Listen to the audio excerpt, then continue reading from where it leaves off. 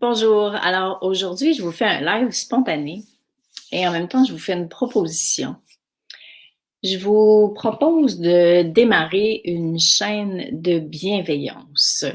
Alors, si vous vous souvenez bien, dans le cadre de ce groupe ici, quand il a été créé, la définition de la bienveillance, c'est faire le bien, semer le bien, mais en veillant sur sa fréquence.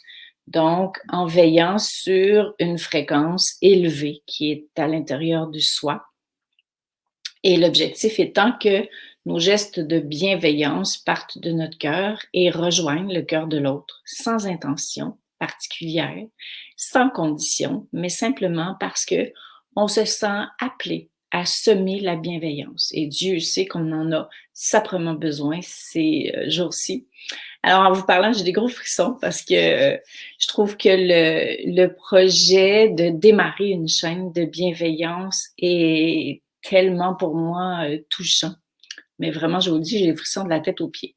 Donc, j'initie cette idée de chaîne de bienveillance en vous partageant un geste de bienveillance que j'ai posé, que mon cœur a semé hier et qui m'a fait un bien fou. Alors, j'étais à Montréal et pour un rendez-vous et en revenant, je sais pas si vous avez ça en Europe, mais ici au Québec, à Montréal particulièrement, dans le centre-ville, il y a beaucoup de personnes sans abri qui, lorsqu'on est arrêté à une lumière rouge, nous demandent de l'argent, et évidemment passent leur journée comme ça à solliciter des sous.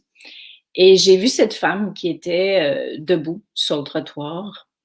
Quand la lumière est rouge, elle a fait le tour des voitures du côté du conducteur.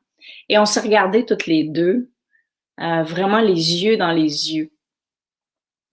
Et j'ai laissé passer. Et tout à coup, m'est venu l'élan de lui donner quelque chose.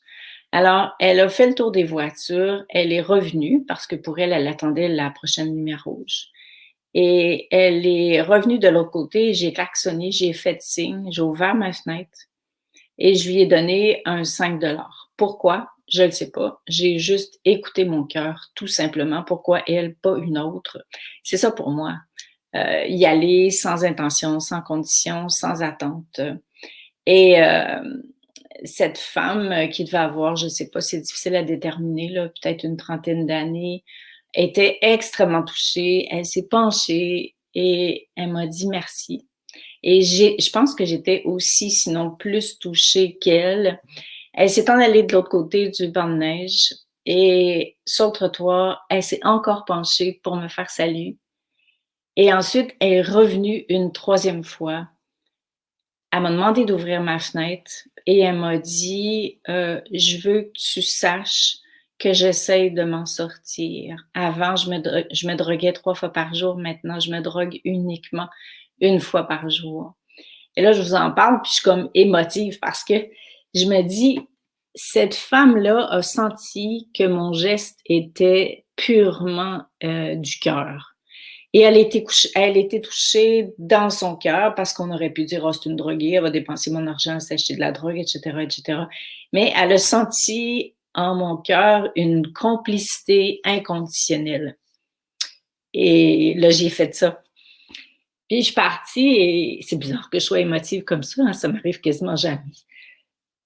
Mais c'est ça, la bienveillance du cœur, ça nous nourrit autant que ça nourrit et on n'a aucune idée à quel point ça fait du bien de donner et surtout, on n'a aucune idée de ce que l'autre va faire avec, mais certainement que ce moment de connexion, de bienveillance est gravé dans mon cœur. Et je me dis, en ces temps si particuliers où des fois on se demande qu'est-ce qu'on pourrait faire pour aider les gens qui traversent des moments difficiles, surtout maintenant, ben, en écoutant son cœur et en démarrant, si vous avez envie, vous êtes 600 dans ce groupe-là, une chaîne de bienveillance et partagez-nous